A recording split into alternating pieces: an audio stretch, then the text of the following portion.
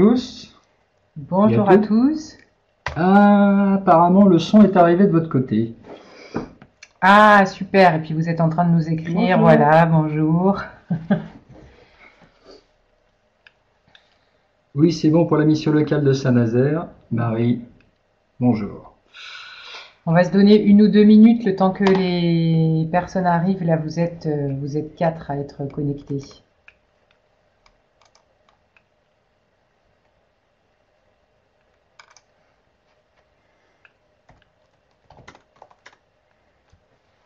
Et donc, vous voyez à votre écran que alors on a prévu d'aborder un certain nombre de choses, mais on est là aussi pour répondre et surtout pour répondre à vos questions. Donc, n'hésitez pas là, si vous avez déjà à l'esprit 1 ou 2 sujets sur lesquels vous souhaitez en savoir plus, de nous l'écrire d'ores et déjà dans la fenêtre en fait au centre de l'écran, là où c'est marqué merci de poser ici les questions que vous souhaitez voir abordées.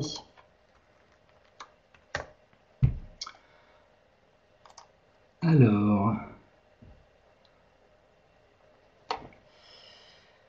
allez, on attend encore 2-3 minutes et puis nous démarrons. Il y a une nouvelle personne qui est arrivée. Bérangère. Bonjour Bérangère. Bonjour.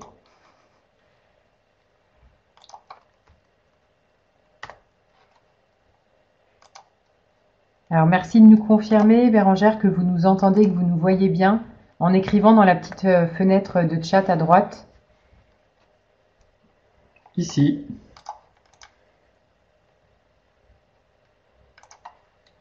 Ah, apparemment c'est le cas. Vous faites comme ça, concentré. Ah ouais, je suis surélevé. Je vais Tu revenir un petit peu. Ah oui, alors je vais revenir un petit peu. Je vais me calmer. Je vais Redescends sur terre. à niveau, je redescends sur terre, tout à fait. Bon, écoutez, il est 11h02, encore une toute petite minute. Et Bérangère, du coup, qui est arrivée après, vous voyez que vous avez la possibilité d'écrire ici les questions que vous aimeriez voir abordées aujourd'hui. Sachant que on va parler à la fois d'actualité nationale, d'actualité régionale et puis d'impact un peu plus technique en région. Peut-être avez-vous à l'esprit quelques sujets ou pas.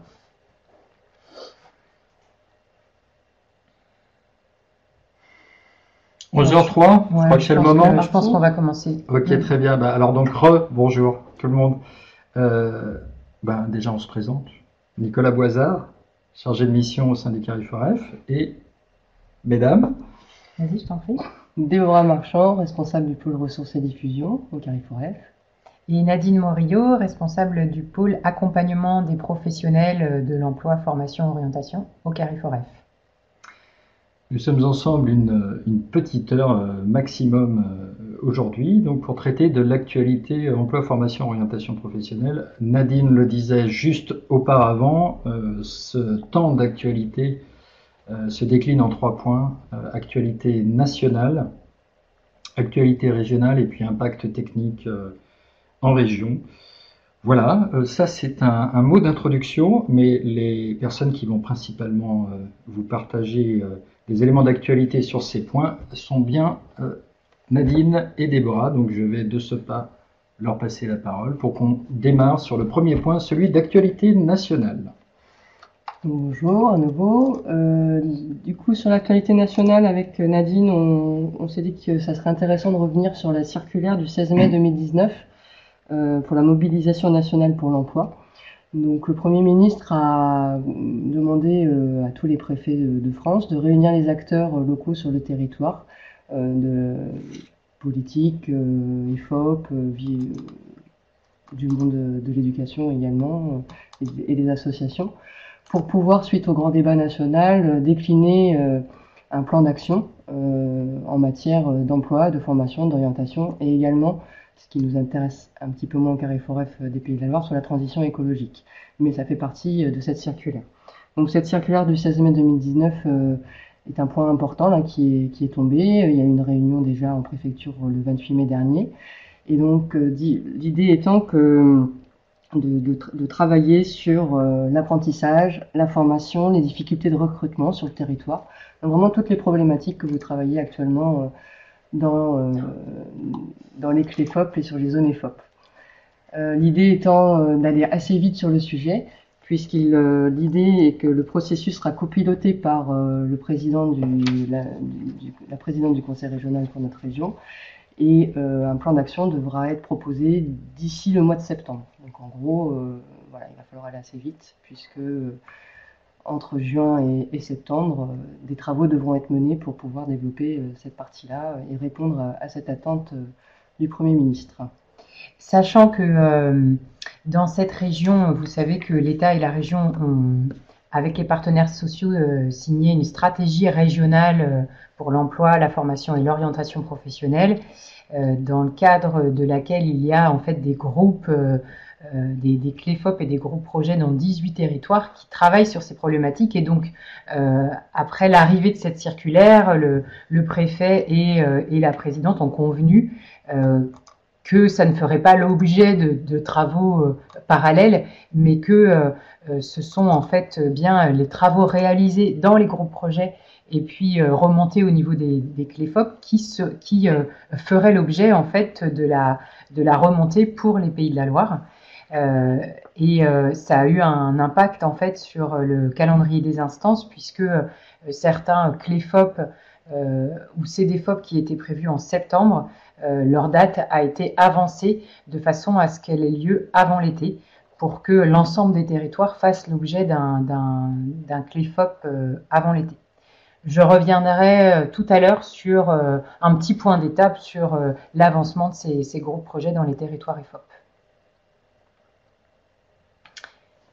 Voilà. Alors, point numéro 2. Alors, n'hésitez pas, parce que on va balayer un certain nombre de sujets enfin voilà, nous c'est notre travail ici de faire de la veille, et puis on est aussi en lien avec on va dire un certain nombre de commanditaires de ces politiques, donc on essaye de faire un travail de pédagogie en vous expliquant un petit peu les choses, mais néanmoins on est sans doute encore très technique avec des sigles, etc., ou peut-être des références qui sont pas claires, donc surtout n'hésitez pas à poser des questions et à nous interrompre.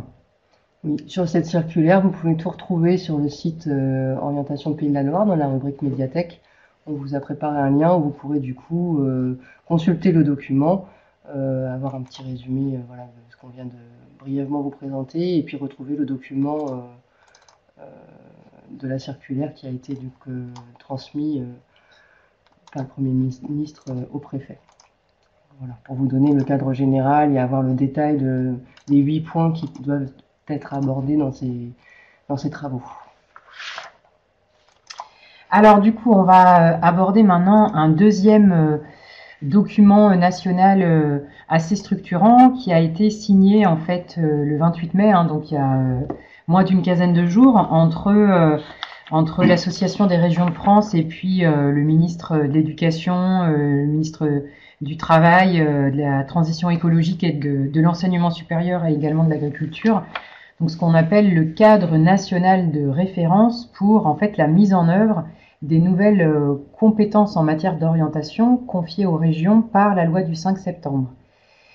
Cette loi, en fait, elle indique que outre le rôle de coordination du service public régional de l'orientation qui est confirmé pour les régions, elle se voit attribuer une nouvelle compétence d'information des élèves, des apprentis et des étudiants sur les métiers, les formations, leurs débouchés.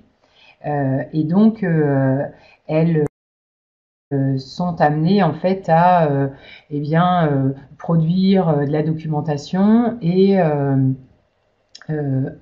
agréer en fait et mobiliser les acteurs susceptibles d'intervenir dans les établissements pour parler des métiers et pour les régions agréer un peu agréer ces acteurs. Donc, suite à la loi du 5 septembre, plusieurs textes arrivent en fait pour préciser un petit peu les choses, et donc notamment ce cadre national de référence du 28 mai qui Donc là, dans le dossier de présentation, on a eu ce visuel, bon, qui rappelle en fait que l'État conserve la politique d'orientation des élèves et qu'il accompagne les élèves et les étudiants, mais donc pour la région, voilà, qui précise un peu les missions que je viens de vous présenter.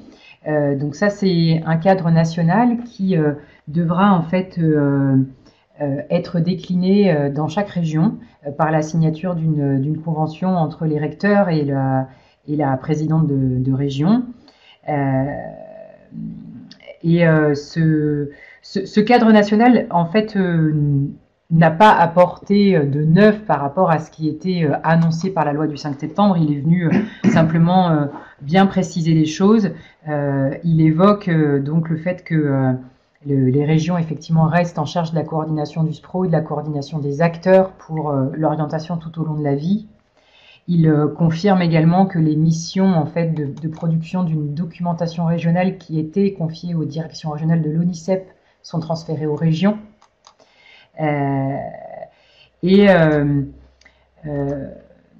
En fait, cette date du 28 mai était très attendue par les personnels des CIO et de l'ONICEP parce que il était attendu des précisions sur justement les modalités des transferts de personnel et puis on annonce une possible fermeture de certains CIO, mais en fait les choses jusqu'à maintenant n'ont pas été formalisées et l'attente devient longue. Donc des annonces étaient prévues le 28 mai et notamment la publication d'un rapport Charvet-Mons qui devait justement faire des propositions pour ce transfert et qui finalement a été repoussé à fin juin. Donc il va falloir encore attendre quelques semaines avant d'avoir des éléments plus concrets. On parle de la conservation d'un CIO par département. C'est des scénarios en fait possibles et on parle donc, ce qui est acté, c'est que les psychologues de l'éducation nationale, donc anciens conseillers d'orientation psychologues, seront davantage postés dans les établissements scolaires. Et on parle de transfert ou de mise à disposition possible des directeurs de CIO aux régions, mais avec des missions qui restent à définir, notamment dans cette future convention à signer entre le recteur et la présidente de région.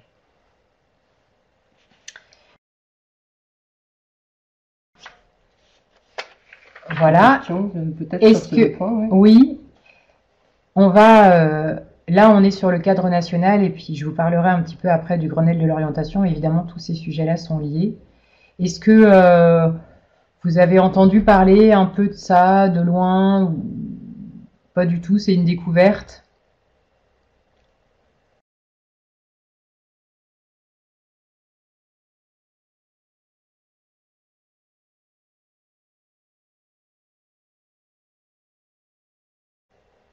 Alors c'est un peu la... Vous êtes là, vous êtes sûr? La difficulté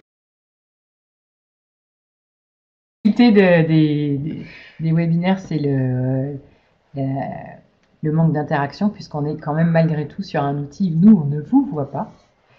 Alors merci à MBM d'Unifaf. Alors merci à Unifaf. C'est gentil. Merci. Pour moi, c'est clair. On va aborder un troisième point sur l'actualité. Voilà. Et très bien. Très bien. Ok. Donc, dernier point. Alors, il y en a plein des points d'actualité nationale, mais après, on a choisi de vous faire des focus. Donc là, dernier des 3 points sur le PIC. Voilà, le PIC, donc qui poursuit du coup sa mise en place sur le territoire. Vous voyez peut-être passer dans notre lettre d'information les nombreux appels à projets de la Directe dans le cadre du PIC et du PIC Pacte. Donc là, il y en a eu un qui vient de se terminer sur le repérage des publics invisibles, qui doit être en cours d'instruction à la Directe des Pays de la Loire actuellement. Il y a également un appel à projet sur l'IAE, sur donc l'insertion par l'activité économique, donc qui a été publié là aux alentours de mi-mai, qu'on a relayé également sur nos outils et qui est en cours d'appel, je sais pas comment on appelle ça,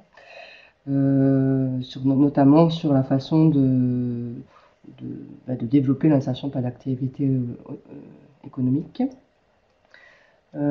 Sinon, sur le PIC-Pacte, ça se poursuit. Du côté du CARIFOREF, on essaye de repérer l'ensemble des dispositifs de financement liés au PIC et au PIC-Pacte. Donc, effectivement, on a le PIC Prépa Tremplin, PIC Prépa Apprentissage, les PIC POEC, les PIC Grande École du Numérique. Voilà, et des sigles, et des sigles. Il y en a un paquet, donc on essaie de les retrouver, de les référencer. Vous les avez toujours à disposition dans la base de données. Oui, je pense qu'on peut les monter. Est-ce que pour vous c'est clair ou est-ce que ça se situe sur notre site pour les repérer? C'est une question. Hein.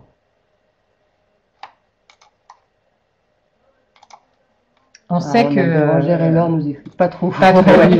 On sait que la recherche de formation, la recherche de métier est bien identifiée, l'accès au dispositif est moins connu, donc on a encore, nous, à communiquer là-dessus.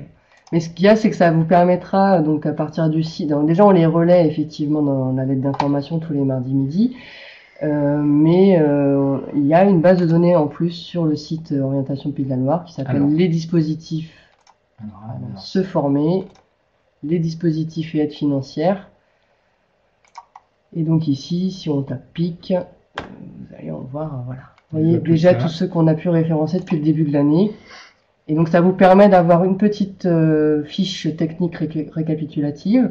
Les documents, s'il y a des documents PDF, des règlements associés, on essaye de les mettre systématiquement. C'est vraiment à destination la plus des professionnels, hein, bien évidemment.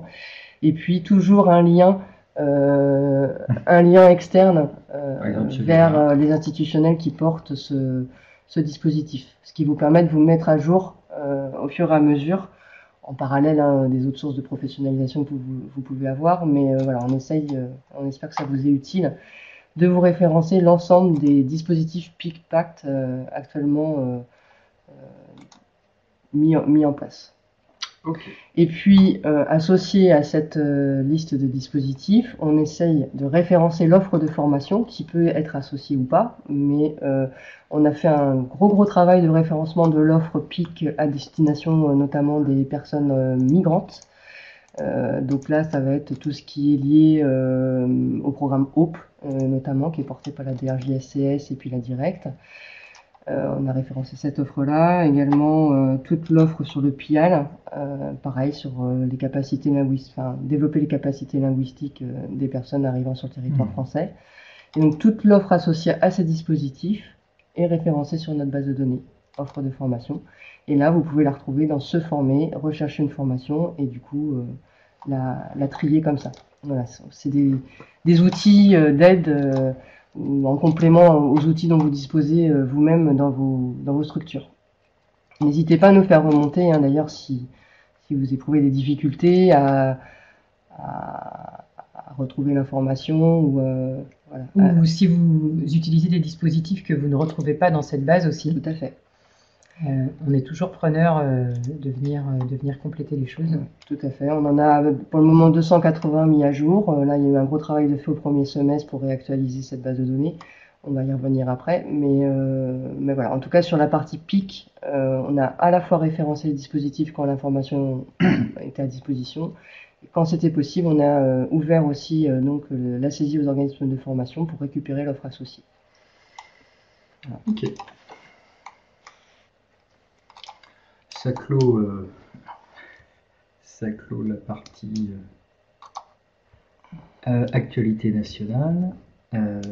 Alors, excusez-moi, petit temps de manip. Voilà. Sachant que c'est lié, hein, national, régional, voilà, quand on parle de la circulaire du PIC et de l'accord cadre là, ARF, clairement ça va venir impacter les politiques publiques régionales qui étaient déjà lancées comme le plan bataille pour l'emploi, tout travail de l'EFOP et de la SREFOP, et puis là le Grenelle de l'orientation qui a eu vendredi, forcément va intégrer ce cadre national dans les propositions et les travaux qui vont être menés dans les 2-3 mois à venir. Très bien. Fin de cette première partie sur l'actualité nationale. Nous passons maintenant à l'actualité plus régionale. Et alors justement, effectivement, le Grenelle de l'orientation, on peut parler d'actualité fraîche, c'était vendredi. Donc, le Grenelle de l'orientation, en fait, il a un peu mis le point final d'une période de consultation ouverte par la région depuis le mois de janvier auprès des établissements d'enseignement scolaire, auprès de CIO, auprès des branches et des OPCO, auprès des têtes de réseau du SPRO, auprès d'associations de connaissance des métiers pour savoir un petit peu quelles étaient les remontées de terrain, les attentes sur le rôle attendu de la part de la région dans la mise en œuvre de ces nouvelles compétences d'information des élèves, des apprentis et des étudiants que j'ai évoquées tout à l'heure. Et donc ce Grenelle de l'orientation était la dernière phase de cette période de consultation avec une journée qui a réuni c'est ça, 400-450 personnes avec des tables rondes le matin, des ateliers l'après-midi dans laquelle il n'y a pas eu d'annonce puisque on n'en est pas encore là, mais plutôt une écoute des acteurs, sachant qu'en termes de calendrier, il y a une session en fait du budget supplémentaire du Conseil régional qui est prévu les 20 et 21 juin, dans laquelle en fait devrait être adopté le plan de l'orientation ou une partie du plan qui sera sans doute pas définitive et qui sera probablement enrichi par la suite, mais des mesures devraient être annoncées donc les 20 et 21 juin. Sachant que il y a déjà eu des annonces au mois de décembre par la présidente en matière d'orientation.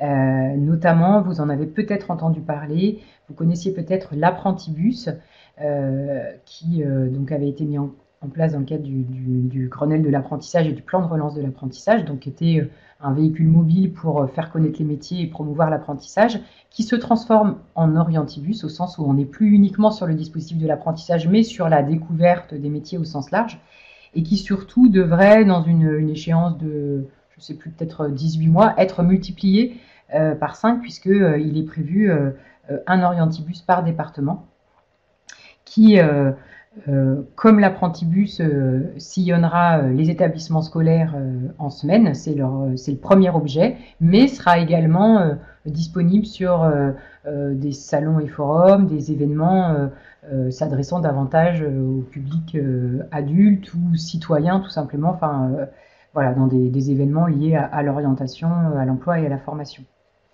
Il avait également en fait été annoncé l'évolution de notre site internet.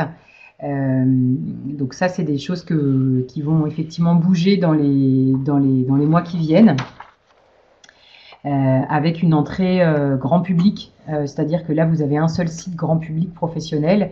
Notre site va être divisé en fait avec une première entrée simplifiée pour le grand public et puis des améliorations en termes de moteur de recherche, etc., facilitant les recherches, et puis un petit bouton pour accéder à un espace professionnel dans lequel vous retrouverez davantage de détails. Il avait été également annoncé des journées d'immersion métier pour les enseignants, et puis la désignation d'interlocuteurs de l'orientation dans chaque département. Donc voilà, on avait déjà des mesures, ça devrait être complété à la fois dans 15 jours, les 20 à 21 juin, et probablement par la suite également, puisque il faut aussi le temps d'intégrer ce cadre national de référence qui vient d'arriver. Et d'ailleurs, si ça vous intéresse, en fait, dans le dossier de présentation de ce cadre national de référence, en fait, il y a des fiches pour la majorité des régions de France où on voit un petit peu les travaux qui sont en train de s'engager. Donc ça permet de voir à la fois les points communs et puis les différences d'une région à l'autre. Voilà sur le Grenelle. là aussi, n'hésitez pas si vous avez des questions, mais même si elles vous viennent plus tard, on pourra faire des retours en arrière, hein. L'autre point en fait sur lequel on peut faire un petit point d'étape, c'est, j'en parlais tout à l'heure, la mise en place de la SREFOP dans les territoires. Donc on a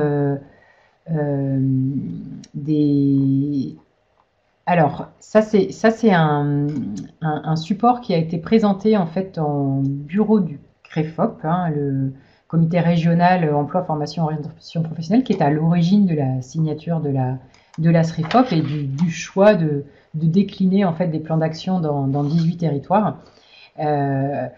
Donc là, on est dans une phase où les groupes, donc pour un territoire, on a un CLEFOP qui est une instance plutôt politique qui impulse et qui vient, on va dire, valider les plans d'action en fait mis en œuvre décidés par les groupes projets. Et puis on a des groupes projets qui s'organisent autour de thématiques. En général, on a en moyenne 3 groupes projets par territoire. Donc à raison de 18 territoires, on a à peu près voilà, une cinquantaine de groupes projets qui maintenant se sont tous mis en route. Dans certains territoires, on est rendu à la 3e rencontre du groupe projet. Dans d'autres, on est plutôt à la première rencontre, hein, évidemment avec des vitesses un peu différentes. Tout ça représente environ 1100 acteurs mobilisés. Et peut-être on peut montrer juste, Nicolas, la diapositive suivante. Voilà, on a des thématiques qui sont transversales. La question de l'attractivité des métiers, qui est en fait une thématique qui rejoint celle de l'orientation, est transversale, c'est-à-dire que dans la majorité des 18 territoires, il y a un groupe qui travaille sur ce sujet-là. Accompagner l'attractivité des entreprises également. Voilà, ajuster et rendre visible l'offre de formation est un sujet prégnant, en particulier dans les territoires éloignés ou peu dotés d'organismes de formation.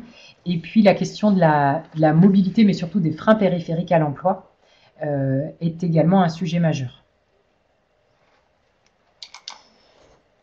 Donc, ce qu'on peut peut-être montrer, c'est le calendrier, puisque là, au mois de juin, on va avoir une saison forte alors, c'est pas dans le même document, le calendrier, c'est simplement pour vous montrer.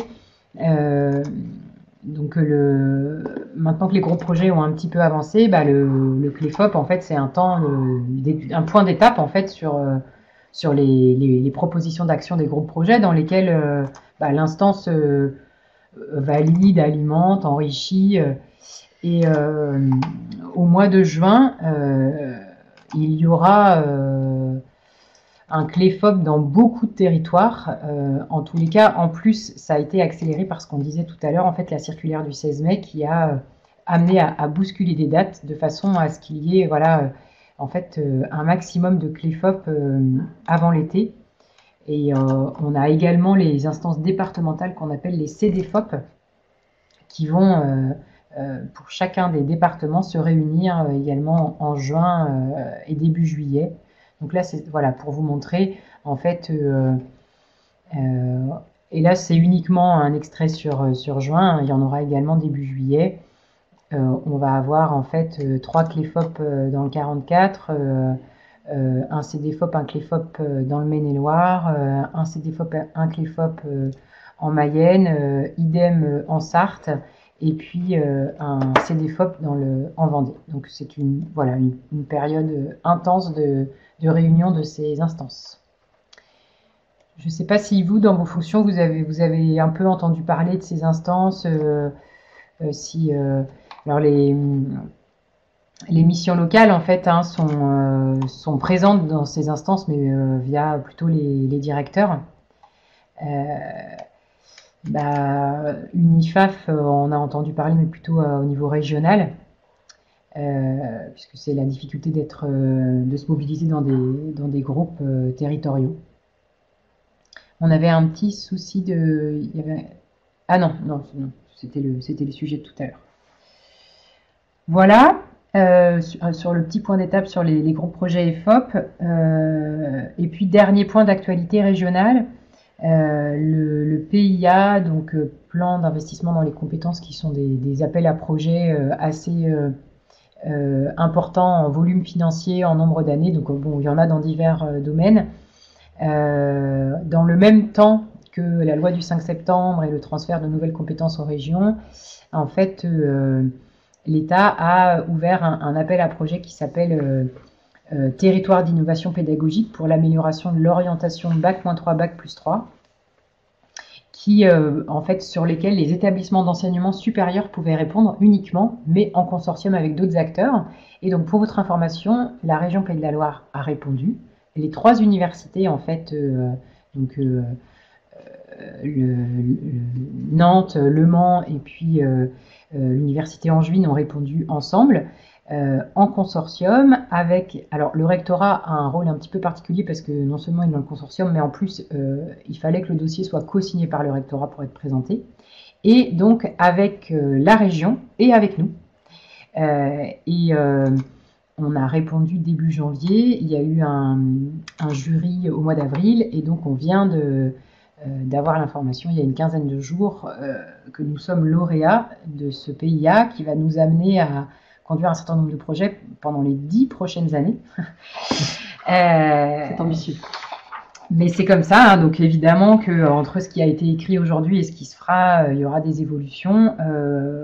Pour le CARIFOREF, en fait, ce qui est intéressant, c'est que les universités n'ont pas voulu recréer un nouveau site internet, un nouvel outillage numérique, mais plutôt venir enrichir ce qui existait. Donc on va être amené à enrichir en fait Orientation Pays de la Loire avec des nouveaux contenus, avec des nouvelles approches.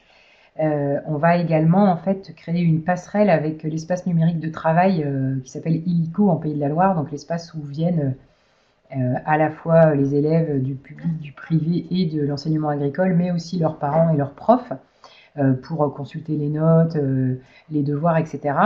Donc on va être amené à enrichir énormément la partie orientation avec la mise à disposition de tout un tas d'informations et d'offres de services.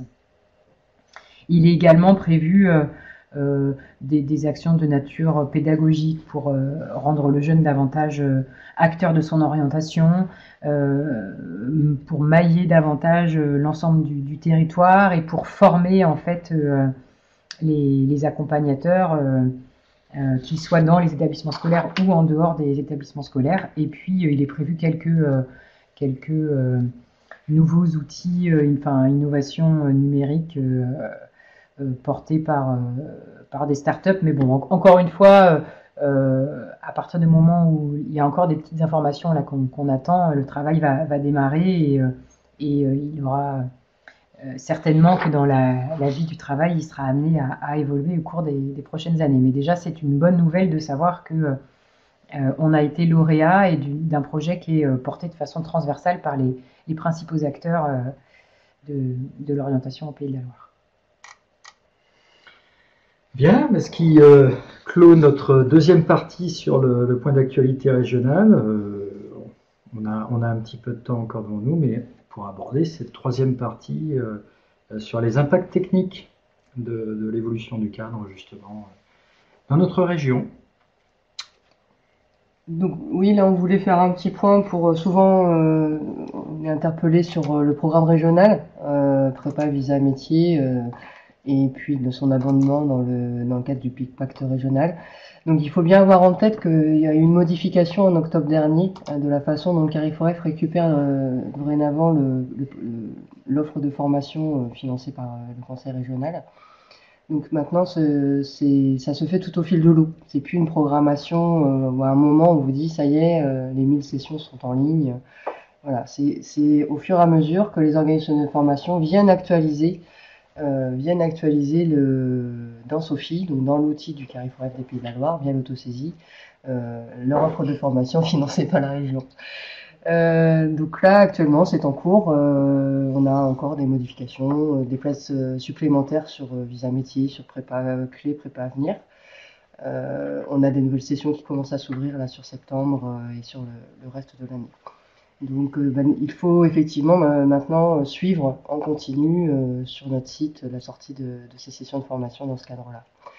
On a également, en ce moment, ce sont les IFSI et les IFAS qui saisissent toute leur offre financée sur le sanitaire et social par le conseil régional.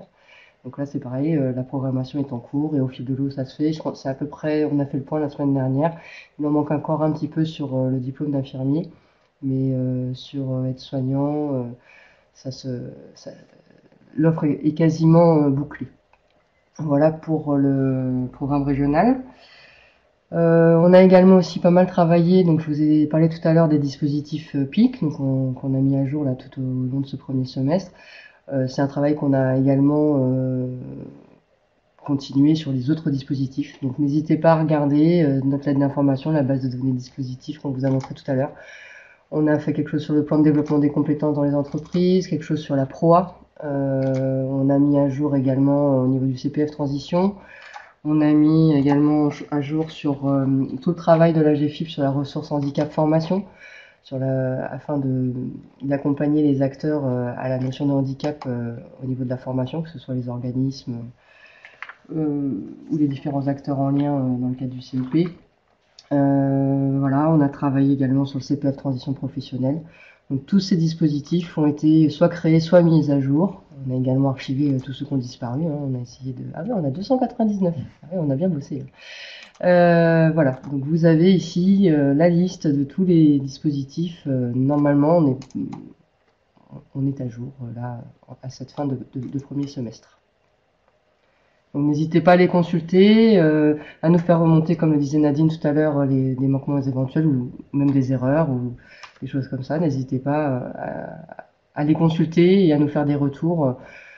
Si c'est bien aussi, hein, ça nous fait toujours plaisir. Mais surtout si vous constatez des difficultés ou des erreurs, n'hésitez pas à nous les faire remonter. Sachant que peut-être ce qu'on peut dire par rapport à ça, c'est que le défaut majeur de cette base dispositif, c'est qu'aujourd'hui, il faut connaître le nom du dispositif qu'on cherche pour y arriver. C'est-à-dire qu'on n'a pas de système de moteur de recherche où en tapant des critères, en fait, on arriverait sur des dispositifs. Et c'est un chantier auquel on va s'attaquer au second semestre.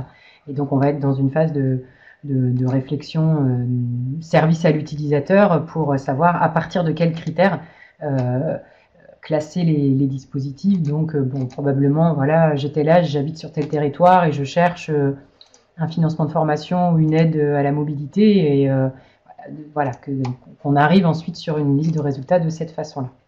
Voilà, ça sera un projet qu'on va essayer de développer si tout va bien au deuxième semestre. Autre point d'information, là je vois qu'il y a des missions locales qui sont présentes là avec nous ce matin. On est interpellé pour le déploiement de WeForm sur le territoire. Donc ça c'est un nouvel outil développé par Pôle emploi à destination de Cap Emploi, des missions locales et du conseil régional pour pouvoir suivre le parcours dématérialisé du stagiaire en formation. Donc ça, c'est un outil qui est en train de se mettre en place progressivement. Là, il y a des premières réunions de formation pour les personnels des missions locales et le Cap Emploi qui sont en cours. Donc je ne sais pas si vous en avez entendu parler dans le cadre de vos structures, mais effectivement, là, c'est quelque chose qui se développe là, actuellement. Donc, je ne sais pas si vous avez des questions sur WeForm, si je peux éventuellement y répondre. Ah, ça déclenche des questions. J'attends la question du coup. Hein.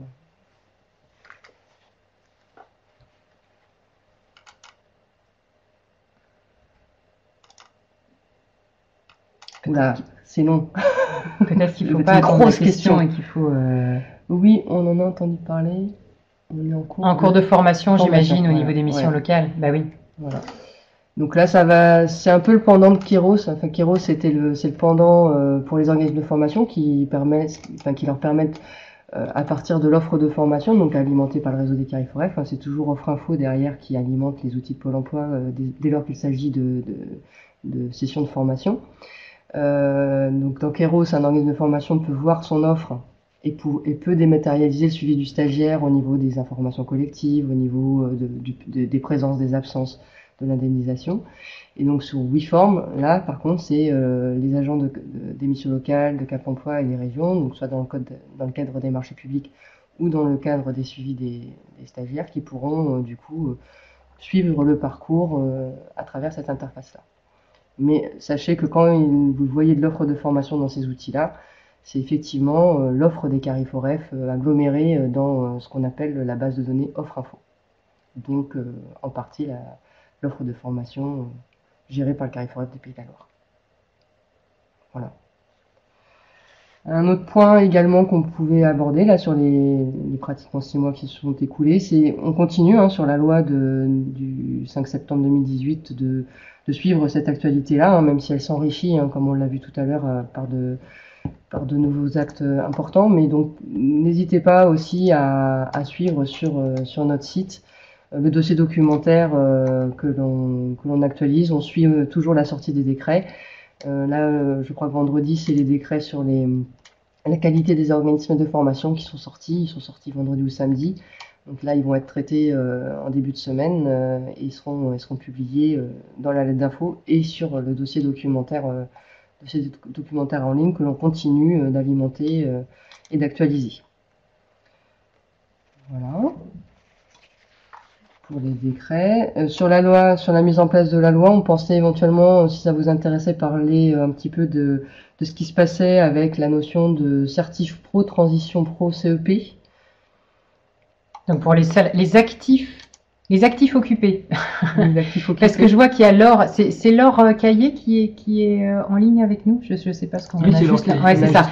Donc effectivement, c'est pour ça que les actifs occupés, donc ça veut dire les salariés du privé, y compris les indépendants, mais ne sont toujours pas, enfin en tout cas l'évolution du CEP ne concerne pas les fonctionnaires qui ont leur propre organisation. Mais enfin, en gros, ce qui se passe, c'est que le Coparef et le Copanef n'existent plus. On a désormais, donc à un moment on les a appelés CEPIR, mais finalement c'est mieux quand même. Mais manifestement, l'alerte d'Alain Ridard lors des présentations de la réforme auprès du ministère du Travail a été entendue et donc ça ne s'appelle plus CEPIR. Ça s'appelle du coup Transition Pro, ce qui est quand même plus parlant, je pense, pour le public. Et donc ce sont bien des structures qui seront amenées à accompagner les salariés en reconversion professionnelle à monter leur projet de CPF transition. Voilà. Et par-dessus ça, il y aura donc une instance nationale qui s'appelle Certif Pro, qui a été du coup mise en place là au mois de mars suite à l'accord national interprofessionnel négocié par les partenaires sociaux et l'État, entre le partenaire social et l'État. Et donc cette Certif Pro va chapeauter l'ensemble des CEPIR Transition Pro pour pouvoir définir un cadre national de l'accès aux salariés, aux indépendants, enfin aux actifs en emploi, donc, au CPF Transition. Voilà, avec un dossier unique, avec tout un système d'évaluation. Et donc là, c'est aussi actuellement en cours de déploiement sur notre région. Donc il y a eu une première commission en avril qui a commencé à instruire les premiers dossiers. Et puis donc ça va prendre le relais progressivement et s'installer dans le paysage comme un nouvel outil de formation professionnelle. C'est ça, donc le CPF de transition remplace le congé individuel de formation. Voilà. C'est la nouvelle génération du congé individuel de formation qui encourage fortement à individualiser les parcours de formation, à ce que tout dossier présenté par une personne ait fait l'objet d'un positionnement par un organisme de formation pour aller vers une individualisation et l'objet d'un accompagnement par un conseiller en évolution professionnelle. Ça sera très fortement lié aussi aux possibilités d'emploi sur le territoire. Les critères sont beaucoup plus drastiques qu'auparavant dans le cadre du CIF, les moyens alloués également. Mais c'est vraiment... c'est pas la même philosophie que le CIF, même si ça le remplace, ça a vocation à le remplacer. C'est pas exactement la même philosophie derrière, avec vraiment une forte imprégnation du marché du travail derrière et des métiers en tension. Et du coup de la viabilité du projet au regard des besoins du marché de l'emploi. Tout à fait. Voilà. Ça, c'est ça. Du coup, on peut en parler, j'avais pas prévu, mais il y a le Transition Pro-A aussi qui se met en place, qui remplace là pour le coup la période de professionnalisation pour les salariés, qui est très orienté autour de l'alternance, donc un système à la fois de formation et de stage en entreprise, y compris dans la sienne, mais qui va être du coup limité. Donc ça va être géré par les OPCO sur les fonds de l'alternance. Et puis ce seront, oui, on l'a aussi, on est à jour, c'est magnifique. Pro, je crois qu'il s'appelle celui-là. Ouais. Et là, par contre, ça sera limité aux salariés qui n'ont pas qui ont validé un diplôme maximum de niveau, que je dis pas de bêtises, de niveau 3. Il ne faut pas qu'ils aient une licence, en gros. Il faut qu'ils soient ex-bac plus 2. Un titulaire d'une licence ou d'une maîtrise ou d'un master n'auront pas accès à la ProA.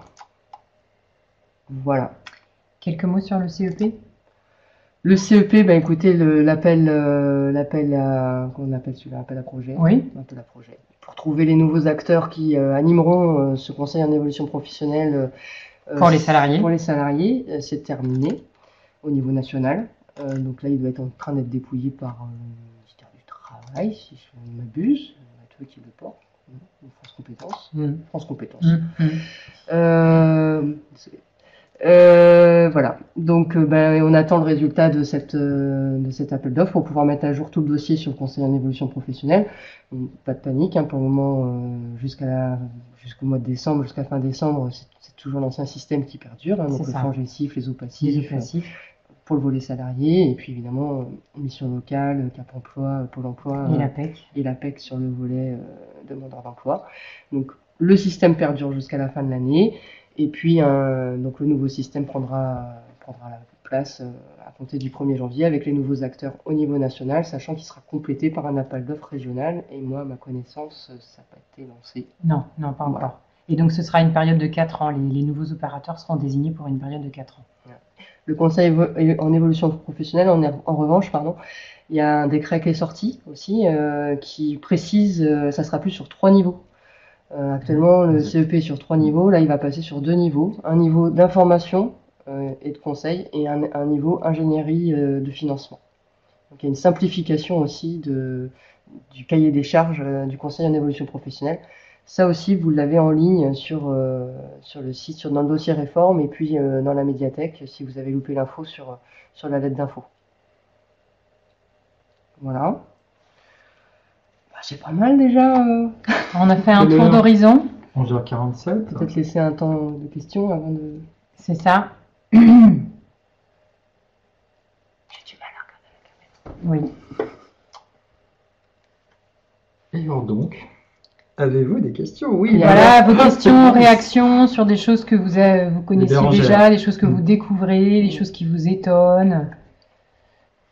Des choses qu'on n'aurait pas dites et qui vous intéressent aussi. Exactement. On tâchera d'y répondre. Ah, pas trop de questions. Je venais peut-être... voilà, tant mieux ça. Bah oui, Laure, effectivement, qui sont un peu éloignées au sens où elle travaille à la plateforme interministérielle de mobilité pour les fonctionnaires, de la fonction publique, interministérielle. J'ai appris des fonction publique d'État. Très bien. Oui, on avait relayé l'information sur cette plateforme l'année dernière. Marie-Josée avait fait un atelier, c'est ça? Oui. Et Laure a appris des choses. Pas de questions. Ok. C'est parce qu'on a été clair ou parce que vous saviez tout?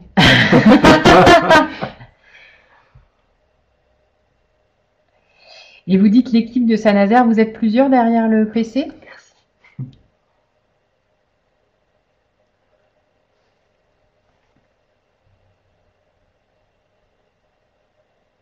Ah. Bonjour Saint-Nazaire. 13 alors. Ah bah là, ça nous remonte nos statistiques d'un seul coup. Oui, parce que nous, du coup, on croyait qu'on parlait devant 5 personnes. C'est bien que vous nous le disiez maintenant. Alors, question de Bérangère. Là, il y a une vraie question. Avec Certif Pro et la transition pro. Donc, si un jeune qu'on accompagne et souhaite se réorienter via un projet de transition professionnelle, nous devons l'orienter dès à présent via le Certif Pro. Via Transition Pro. Certif Pro, c'est le nom Certif Pro, c'est la structure nationale qui va chapeauter toutes les toutes les CPIR Transition Pro, en fait. Sachant qu'il y a quand même une différence, à ma connaissance, entre le congé individuel de formation et le CPF de transition, c'est qu'en fait, le CPF de transition ne va plus concerner des demandeurs d'emploi post-CDD comme c'était le cas. En fait, effectivement, vous étiez amené à orienter vers le FONGECIF des jeunes qui avaient fait l'objet d'un CDD pendant 12 mois. Ils pouvaient bénéficier d'une formation dans le cadre du CIF CDD. Et ça, en fait, le CPF de transition a mis fin à ça. C'est-à-dire que vraiment, en fait, pour déposer sa demande de CPF de transition, il faut être en contrat. Donc, alors, on peut le faire le dernier jour de son contrat, mais c'est la limite. On ne peut pas le faire avec un statut de demandeur d'emploi, ce qui fait que, en tant que mission locale, vous serez sans doute moins amené à préconiser ce dispositif.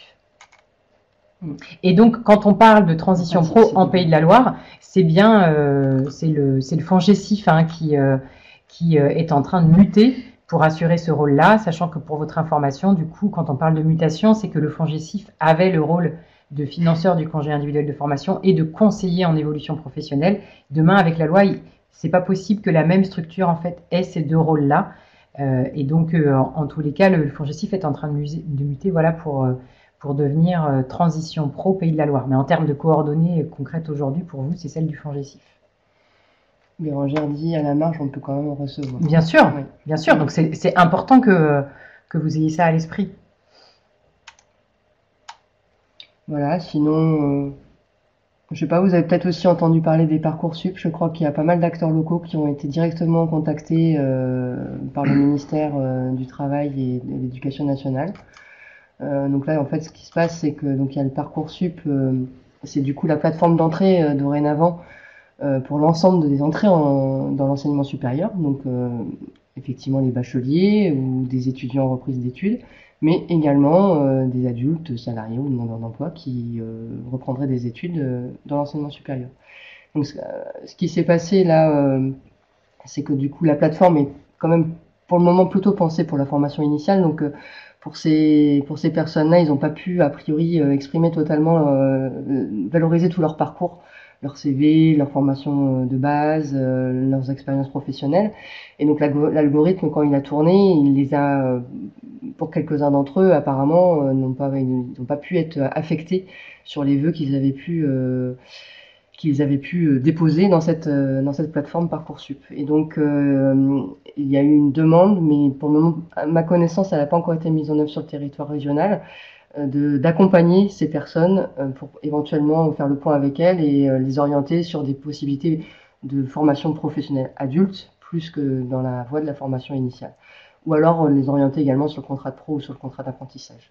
Donc ça devrait pas tarder à arriver. Donc les CIO, les SUIO ont déjà été contactés. Je pense que les missions locales aussi ont dû l'être d'une façon ou d'une autre.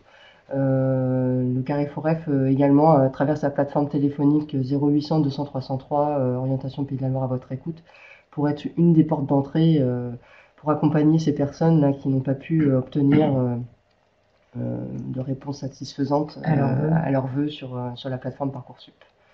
Donc ça c'était quelque chose, je ne sais pas si vous en avez entendu parler également. C'est combien de personnes au niveau national? Au début on a entendu parler de 100 000 personnes au niveau national, on ne connaît pas la déclinaison sur le plan régional et apparemment ça serait un petit peu moins que prévu. Là. Au fur et à mesure que la plateforme tourne, on devrait en savoir plus courant de la semaine, là, de cette semaine.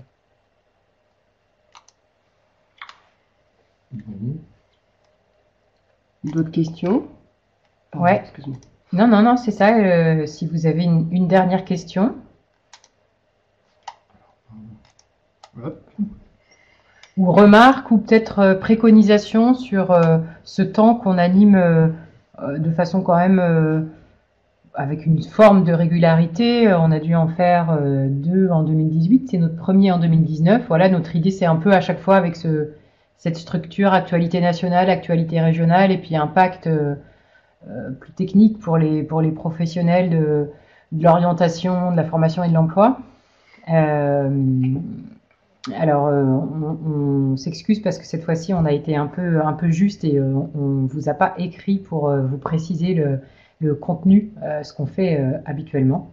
Mais voilà, si vous avez des idées, des remarques pour qu'on améliore ce webinaire, ou si vous trouvez que c'est pas pertinent, n'hésitez pas à nous le dire aussi. Et sachant que par ailleurs, on vous fait suivre un formulaire d'évaluation très rapidement, en complément. Dans lequel vous pourrez exprimer ces choses-là. Tout à fait. Bon, apparemment pas de questions complémentaires. Exceptionnellement, la lettre d'information sortira pas ce midi, parce que du coup, on va essayer de faire un retour sur le Grenelle de l'orientation. Donc voilà, comme les travaux se sont terminés à 17h30 vendredi, voilà, le week-end étant passé par là, on vous propose de la retrouver exceptionnellement jeudi midi. Voilà, avec un compte-rendu sur la matinée et puis sur les ateliers qui ont eu lieu l'après-midi au Grenelle de l'orientation.